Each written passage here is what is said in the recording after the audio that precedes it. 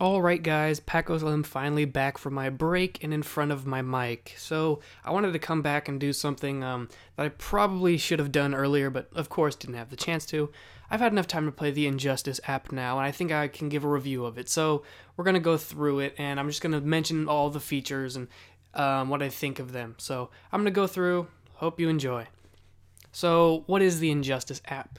It is a 3x3 card-based battle game for the iPhone, iPad, iPod Touch. No word if it's coming to Android, but I assume eventually it'll get there. I don't know. So let's get into it. There's several modes available. First off, we have single-player mode, which has several sections all dedicated to battles with varying difficulty. I think it's kind of like what Star Labs is going to be, mixed with the arcade. It has several features that they've mentioned before, that arcade will have several different battles like regeneration, and health is always regenerating. There's fights like that in there. There's boss battles, and it's very interesting. But that is single player for you. Not much else besides that. There's no mini games. It's just pretty much battling through a set of battles, basically. So you go through 3-on-3 things. You start off with a tutorial, and it gets harder in difficulty. So let's move on to the meat of the game, and that's the cards. The cards are the characters, but they're not just simple cards. So let's go there's 3 sections. There's bronze cards, silver cards, and gold cards. Bronze cards are the basic cards, silver cards are better, and gold cards are the best you can get. But you can stack cards and increase how effective they are. You get several cards, and with those cards you make a 3-person team to take on the battles. And from there you get into the gameplay, which if you've played Infinity Blade or Arkham City Lockdown, you probably get the gist of what's happening. You tap to attack, swipe to do heavy attacks, and there's special attacks in the bottom corner. You click those and you're able to do different moves. There's level 1, 2, and 3. Level 1, simple move, gets some damage out, you're good. Second move does more damage and is more effective, it's very strategic. And the third one is the super move, which they've actually reanimated from the actual game into the iPhone port, at least on mine, and it looks really good. It doesn't look as good as the console one, but that's to be expected. The graphics are very good, in fact, for the iPhone. These are probably some of the better ones I've seen. There's a little texture mistakes here and there, but I'm not going to hold that against it. It is an iPhone, iPad game, so it's not too harsh. So once you get all that down, the card system, there's a leveling up thing to it. After you beat a battle, you get experience points, and those experience points make you stronger, give you more health. The basic experience point based things with different effects. You also have support cards. You have upgrade cards that do more damage and help your characters. Some are character exclusive, some aren't. If you're able to work all of these things together, you can come up with a pretty good team. At the moment, I have 3 cards. A gold Batman card, a silver Sinestro card, and a bronze Solomon Grundy card. Now, on my Solomon Grundy card, you'll notice 3 lines below his rank. Now, that means that I've stacked the card and made it more powerful. If you stack cards, for example, if you go out and buy that same character again, you are able to make that card stronger. So even if it's a bronze card like mine is, it'll have the stats of a silver card, or so on and so forth. It keeps going on, and I don't know what the limit is, so that's for you to find out.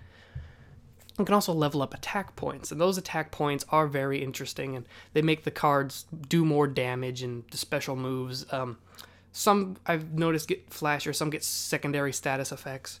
Like Nightwing, he has a staff move, and first it does damage, you level it up a bit, and then now it drains their energy, so that's an interesting thing. Because the cards are the meat of the game, you need to get these cards, and fast. One of the downsides of the gameplay I found is that all characters have a limit of energy, and you can't use the characters more than, I think it's 10 times. I might be wrong on that. But you have a set number of times you can use that character. It's the same for every character, but some battles require more energy. And when you have no energy, you can't use that card. I feel that's an odd way to do things, because to me, it just limits the amount of gameplay you can do. And maybe that's what they're going for. They want you to be invested in the game, but I think it's kind of a cheap tactic. But the game is fun nonetheless. Next up, you have your collection area where you can view all your collected cards. For me, I have about 10 cards. That's decent. There's different sections. There's character cards, there's upgrade cards that make attacks more powerful, and support cards that just help out that one card you have. So you can view them here, you can view stats. Next up is the shop. This shop is where you buy cards.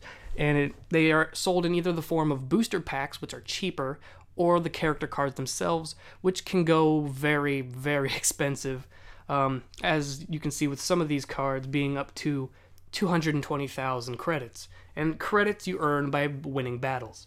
If you can, I suggest you grab a booster pack. They're relatively cheaper, but it is a gamble because you're not guaranteed to get the character you want. It's 3 random cards. You can also buy support cards in this section as well. Next up we have extras. There's not too much special here. You can see credits, achievements, and help. So, there's that. I don't feel a need to go into options. And next we're going to the highlight of all of this. And the thing you're going to want to get this app for is called WBID Unlockables. Now what this is, it's a cross-compatibility thing with the console version of the game. Not that you can play it on the console. You can unlock things for the console version by playing the app, and vice versa. For example, as you can see here, by playing the iOS version, I've unlocked 3 new skins: Batman Beyond, New 52, Green Lantern, and Nightfall Bane. And by doing these certain missions, you can get these, and they will actually be in the console version of the game. You just have to sync up the WBID account. And at the end, you'll see there is a hidden reward by completing all battles in the Injustice Mobile version. Don't know what that is. I'm looking forward to finding out. So I've talked about the game. How is it? I think it's definitely a fun time killer until the game actually comes out. And you're going to want to get this if you want to have special unlockables for both versions. I'm looking forward to playing as Nightfall Bane in the actual thing. I don't know if you can unlock it in the console version only, but this is definitely a fun ride, and there are some points that irritate me, such as the energy usage thing that pretty much limits how much you can play, and it almost guarantees you're going to need multiple cards. And some of the cards are so expensive, you're going to want to do some of the tougher battles that get more coins, but as you play through them, your cards aren't strong enough because you don't have a silver card. So then you have to use your money on a silver card. At that point, you have less money. It's a way to keep you playing, but I do think it's kind of a cheap way to get you to keep playing. Overall, though, the game is fun. It looks nice for a mobile game, and it's fun, unique gameplay that's different from the console version, being 3-on-3 battle. And the card system, while I think could have been implemented better, is definitely a nice change of things. If you want to check this out, I highly recommend it, especially if you want to get some cool unlockables for the console version as well. So, I give it 8.5 out of 10. It's a nice change of pace, and I really did enjoy it. So, leave your opinion below, and see ya.